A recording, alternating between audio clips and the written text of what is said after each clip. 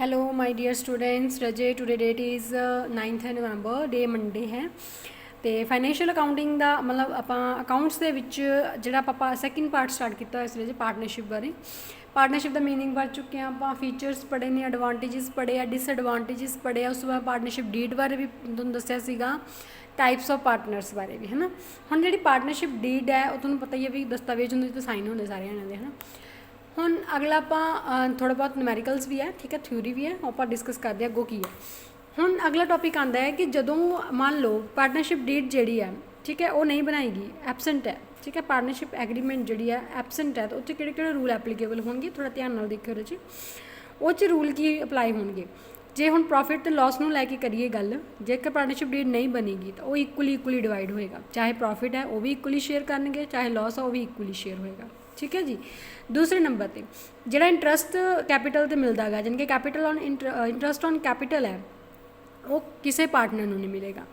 Interest on drawings भी किसी को नहीं देना पाएगा ठीक है। फिर आ गया इंट्रस्ट ऑन लोन जोड़ा इंट्रस्ट ऑन लोन है ना रजे वो 6% ही होएगा ठीक है। जे मान लो पेंशन नहीं हैगा कितने भी एग्री मतलब भी लोन दिता गा तो किन्ने ब्याज होगा सिर्फ 6% होएगा तो पार्टनर की सैलरी भी कोई नहीं मिलेगी ठीक है ना। बस ये ध्यान रखना है कि जो पार्टनरशिप जी है वो एबसेंट है मतलब नहीं बनाएगी डीड तो उस समय आ वाले रूल्स जोड़े ने एप्लीकेबल होंगे जेकर बनी है फिर जो मैंशन किए हुए हैं फिर अपन वही अप्लाई करना पएगा ठीक है जी।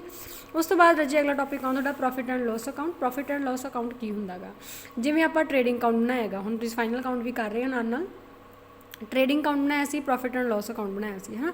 ਉਹਦੇ ਵਿੱਚ ट्रेडिंग अकाउंट ਨੂੰ ग्रॉस प्रॉफिट पता लगता ਸੀਗਾ ਤੇ प्रॉफिट एंड लॉस अकाउंट ਨੂੰ नैट प्रॉफिट पता लगता ਸੀਗਾ ठीक है। ਉਹਦੇ ਵਿੱਚ ਕੀ ਸੀਗਾ ਜਿੰਨੇ ਵੀ ਸਾਰੇ ਇਨਡਾਇਰੈਕਟ ਐਕਸਪੈਂਸਸ ਸੀਗੇ ਉਹ ਤੁਸੀਂ प्रॉफिट एंड लॉस ਵਿੱਚ ਸ਼ੋ ਕੀਤੀਆਂ ਸੀ ਇਨਡਾਇਰੈਕਟ ਇਨਕਮ ਸੀਗੀਆਂ ਕ੍ਰੈਡਿਟ ਸਾਈਡ ਸ਼ੋ ਕੀਤੀਆਂ ਸੀਗੀਆਂ यानी कि प्रॉफिट एंड लॉस एक तरह का फंक्शन करता सीगा कि भी प्रॉफिट नैट प्रॉफिट हो रहा है कि जां नैट लॉस हो रहा है। इस तो बाद जो अकाउंट बनता पार्टनरशिप के वो बनता है profit and loss appropriation account. Profit and loss appropriation account जोड़ा आ वो बिल्कुल मतलब P&L अकाउंट की तरह ही है कि ये की होंदा आ जोड़ा नैट प्रॉफिट तुसीं simple profit and loss account चो कढ़िया उत्थों शुरुआत करनी है वो नैट प्रॉफिट में तुसीं P&L एप्रोप्रीएशन भी शो करोगे। यदा मतलब होंदा है कि पार्टनर्स जिहड़े ने एक्चुअल दे विच कितना प्रॉफिट डिस्ट्रीब्यूट करनगे।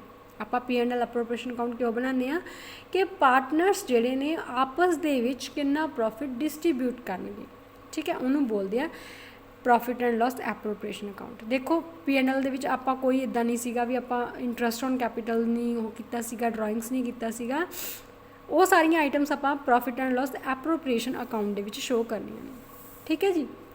हुण ये फीचर्स की ने कि इनू प्रॉफिट एंड लॉस जो सिंपल वाला है उस तो बाद बनाया जाऊगा ठीक है। ये सारिया एप्रोप्रीएशनस यानी कि डिस्ट्रीब्यूशन बारे पता लगूगा कि पार्टनर्स आपस कितना प्रॉफिट डिस्ट्रीब्यूट करेंगे। दूसरा नंबर ये इनकम टैक्स लॉ वालों रिक्वायर नहीं हैगा गा। अगला है कि ये मतलब अकॉर्डिंग टू पार्टनरशिप डीड के प्रोविजन के अकॉर्डिंग बनाया जाएगा ठीक है। तो इस ये कुछ तुसी प्रॉफिट रिजर्व भी रख सकते हो मतलब बचा के भी रख सकते हो ताकि फ्यूचर के थानू वो लोड़ पै सके है ना जी। हुण अगला थोड़ा टॉपिक है कि प्रॉफिट एंड लॉस तो प्रॉफिट एंड लॉस एप्रोप्रीएशन दोनों के की डिफरेंस है ठीक है जी। दोनों के डिफरेंस आ वो तुसीं मैनूं इहदे विच दसना हैगा। लैकिन आप profit and loss appropriation account का स्पैसीमन यानी कि परफॉर्मा की हुंदा गा। देखो profit and loss appropriation account दे विच देखो एक डैबिट साइड होएगी क्रेडिट साइड होएगी जिवें आपां हुण कर रहे हैं particular rupees to interest on capital to salaries to fees ये मतलब फर्म के जिन्ने भी खर्चे ने वो सारे इधर आएंगे सारे खर्चे। हुण जिन्होंने कैपिटल लगाई है उन्होंने इंट्रस्ट देना फर्म का ड्यूटी बनती है तो खर्चा हो गया टू च आ जाएगा। सैलरीज देनी है खर्चा है फीस देनी खर्चा है कमीशन हो गया बोनस हो गया कोई रिजर्व च ट्रांसफर करता ठीक है। ये सारिया आइटम्स खर्चे दियाँ ने फर्म के वो इधर आप डैबिट शो करते हैं। क्रेडिट के विच आपां देखो एक नैट प्रॉफिट जो अपने प्रॉफिट एंड लॉस अकाउंट दिता होगा है ना वह नैट प्रॉफिट ले लेंगे। उस तो बाद जो ड्राइंग्स का इंट्रस्ट मिलूगा फर्म को वो आ जाएगा बस ये दो आइटम्स आएंगे फिर दोनों कंपेयर करना है ठीक है। जेकर तो इधर घटिया तो बाय लॉस लिखांगे बाय लॉस मतलब भी पार्टनर्स आपस की बीयर करेंगे लॉस तो जे इधर बचा बैलेंस तो इधर आप आ जाएगा टू प्रॉफिट्स ਤੇ ਪਾਰਟਨਰਸ ਕੀ ਬੀਅਰ ਮਤਲਬ ਸ਼ੇਅਰ ਕਰਨਗੇ, ਪ੍ਰੋਫਿਟ ਸ਼ੇਅਰ ਕਰਨਗੇ।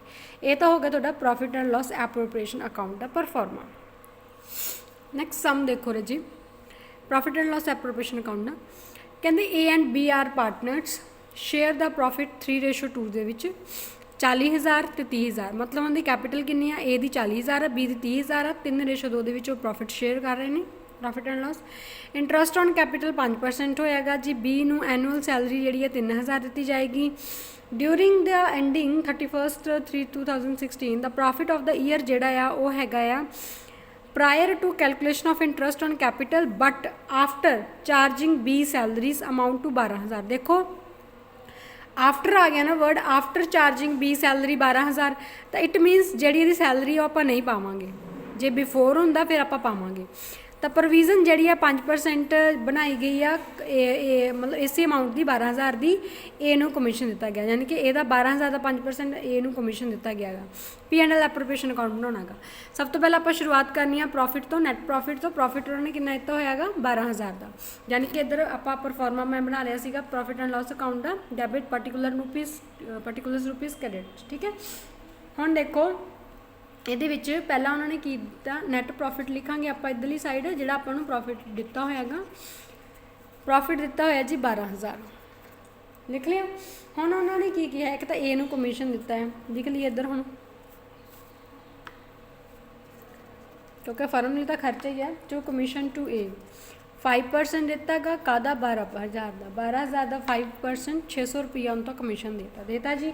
ਉਸ ਤੋਂ ਬਾਅਦ ਇਹ ਕੈਪੀਟਲ ਤੇ ਇੰਟਰਸਟ ਵੀ ਦੇਣਾ ਗਾ, ਇੰਟਰਸਟ ਔਨ ਕੈਪੀਟਲ A ਤੇ B the. A the capital ਸੀਗੀ ਆਪਣੀ 40,000 ਦੀ, B ਦੀ ਸੀਗੀ 30,000 ਦੀ। ਹਾਂਜੀ 40,000 ਇੰਟਰਸਟ ਔਨ ਕੈਪੀਟਲ ਹੈਗਾ ਜੀ 5% ਦਿੱਤਾ ਹੋਏਗਾ। 40,000 ਦਾ 5% 2,000, ਇਹਦਾ 5% 1,500, ਟੋਟਲ ਆ ਗਿਆ ਜੀ 3,500। ਠੀਕ ਹੈ ਜੀ, ਬਸ ਹੋਰ ਕੁਛ ਨਹੀਂ ਪਾਉਣਾ ਕਿਉਂਕਿ ਸੈਲਰੀ ਜਿਹੜੀ ਆ ਆਫਟਰ ਹੈ, ਜੇ ਬਿਫੋਰ ਹੁੰਦੀ ਫਿਰ ਆਪਾਂ ਪਾਉਣੀ ਸੀ। ਠੀਕ ਹੈ, ਹੁਣ ਇਸ ਤੋਂ ਬਾਅਦ ਰਜੇ ਉਹੀ ਗੱਲ ਟੋਟਲ ਕਰੋ ਜਿਵੇਂ ਤੁਸੀਂ ਬੈਲੈਂਸਿੰਗ ਕਰਦੇ ਹੋ, ਬੈਲੈਂਸਿੰਗ ਕਰਨੀ ਹੈ। ਬੈਲੈਂਸ ਇੱਧਰ ਵੱਧ ਹੈ 12,000 ਦਾ, ਇੱਧਰ ਵੀ 12,000 ਹੈਗਾ। ਠੀਕ ਹੈ, ਇੱਧਰ ਹੀ ਘੱਟ ਰਿਹਾ ਹੈਗਾ 2, ਕਿੰਨਾ ਆ ਜਾਏਗਾ net profit transfer to capital account. Capital account 'ਚ ਕਿਉਂ ਟ੍ਰਾਂਸਫਰ ਕਰਨਾ, ਕਿਉਂਕਿ ਇਹ ਉਹ ਪ੍ਰੋਫਿਟ ਹੈ ਜਿਹੜਾ ਪਾਰਟਨਰਸ ਆਪਸ ਦੇ ਵਿੱਚ ਡਿਸਟਰੀਬਿਊਟ ਕਰਨਗੇ। A ਦਾ ਪਾਰਟ A ਦਾ ਹੋ ਜਾਊਗਾ, ਇੱਥੇ B ਦਾ ਹੋ ਜਾਊਗਾ। ਹੁਣ ਦੇਖੋ ਉਹਨਾਂ ਨੇ 3:2 ਦਿੱਤੀ ਹੋਈ ਹੈ ਨਾ, ਇੱਕ ਮਿੰਟ ਰੇਸ਼ੋ ਕੱਢਣੀ ਸਿੱਖ ਲਓ ਜੀ। 3:2 ਨੂੰ ਪਹਿਲਾਂ ਪਲੱਸ ਕਰ ਲਓ, ਇਹ ਮੈਂ ਸਿਰਫ ਰਫ ਵਰਕ ਕਰਾ ਰਹੀ ਹਾਂ, ਵਿੱਚ ਨਹੀਂ ਕਰਨਾ। 3 ਤੇ 2 5 ਹੁੰਦੇ ਨੇ। ਹੁਣ ਆਹ A ਦਾ ਹਿੱਸਾ ਆ, ਇਹ B ਦਾ ਹਿੱਸਾ, ਯਾਨੀ ਕਿ 3/5 A ਦਾ ਬਣੂਗਾ, 2/5 B ਦਾ ਬਣੂਗਾ। ਇਹ ਇੱਦਾਂ ਕਰਦੇ ਹੁੰਦੇ ਰੇਸ਼ੋ। ਠੀਕ ਹੈ, ਪਹਿਲਾਂ ਪਲੱਸ ਕਰ ਲਓ, ਫਿਰ ਜਿਵੇਂ ਜਿਵੇਂ ਹੈਗੀ ਆ ਡਿਵਾਈਡਡ ਬਾਈ ਟੋਟਲ ਕਰਨਾ ਹੁੰਦਾ। ਸਮਝ ਆਇਆ? ਹੁਣ ਜਿਵੇਂ ਪ੍ਰੋਫਿਟ ਜਿਹੜਾ ਆ ਘਟ ਰਿਹਾ ਆ 7,900 ਦਾ। ਠੀਕ ਹੈ, ਜਿੰਨੇ ਦਾ ਘਟ ਰਿਹਾ ਹੈਗਾ ਉਹਨੇ ਦਾ ਹਿੱਸਾ ਕੱਢ ਲਓ ਇੱਥੇ ਪਹਿਲਾਂ। ਇਹਦਾ ਆ ਗਿਆ ਇਹਨੂੰ ਪ੍ਰੋਫਿਟ ਮਿਲੂਗਾ 4,740 ਰੁਪਏ, ਇਹਨੂੰ ਮਿਲੂਗਾ 3,160 ਰੁਪਏ। ਠੀਕ ਹੈ ਜੀ, ਇਹ ਹੋ ਗਿਆ ਤੁਹਾਡਾ ਸਮ ਪ੍ਰੋਫਿਟ ਐਂਡ ਲਾਸ ਅਕਾਊਂਟ। ਠੀਕ ਹੈ ਰਾਜੇ, ਸਮਝ ਆ ਗਈ ਹੋਗੀ, ਮੈਨੂੰ ਦੱਸ ਦਿਓ, ਨਹੀਂ ਆਈ ਤਾਂ ਵੀ ਦੱਸ ਦਿਓ, ਮੈਂ ਦੁਬਾਰਾ ਕਰਵਾ ਦੂੰਗੀ। ਥੈਂਕ ਯੂ ਰਾਜੇ।